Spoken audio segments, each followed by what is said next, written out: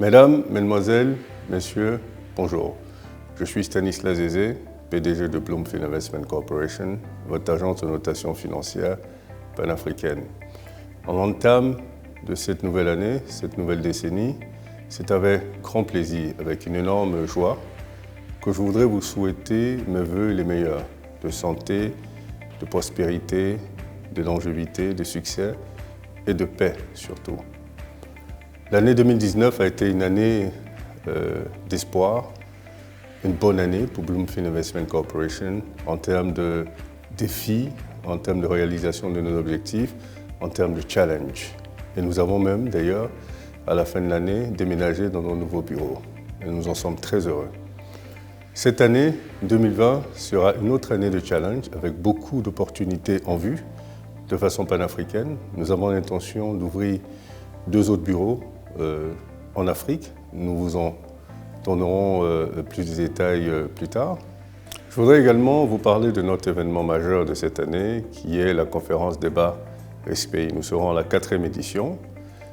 L'année dernière, nous avons reçu près de 600 participants et nous anticipons de recevoir beaucoup plus cette année, en raison des enjeux politiques de la Côte d'Ivoire.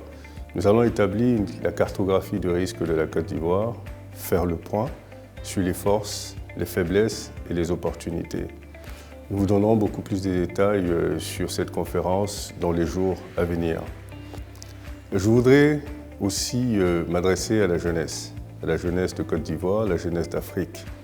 Nous sommes sur un continent avec d'énormes potentialités, d'énormes opportunités, mais il est important que vous preniez votre destin en main. C'est-à-dire qu'il est important de justement transformer ce potentiel en réelle opportunité pour vous. Et ça, vous devez être au devant de ça par le travail, par le sérieux, par un changement d'état d'esprit. C'est fondamental.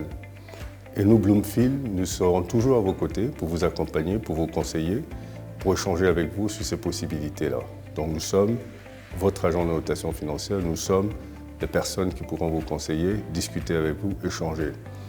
Et je voudrais m'adresser aussi aux leaders africains. Je crois qu'il est important aujourd'hui qu'il y ait une certaine unité dans la définition même du modèle africain. Je crois que nous avons pendant longtemps navigué à vue. Il est important aujourd'hui de se parler, de discuter sérieusement avec une vraie volonté politique pour aboutir à un modèle africain qui nous définit sur le plan culturel, sur le plan de développement et sur tout autre aspect. Il est vraiment important que nous saisissions cette opportunité de nouvelle année et cette opportunité de nouvelle décennie pour remettre en relief l'Afrique. Nous ne le faisons pas par rapport aux autres, nous ne le faisons pas en comparaison aux autres, nous le faisons pour nous-mêmes.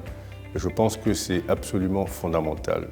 Avant de terminer mon propos, je voudrais réitérer mes vœux de santé, de bonheur, de prospérité à tous les Africains, à tous les Ivoiriens en particulier, et que Dieu bénisse la Côte d'Ivoire, que Dieu bénisse l'Afrique.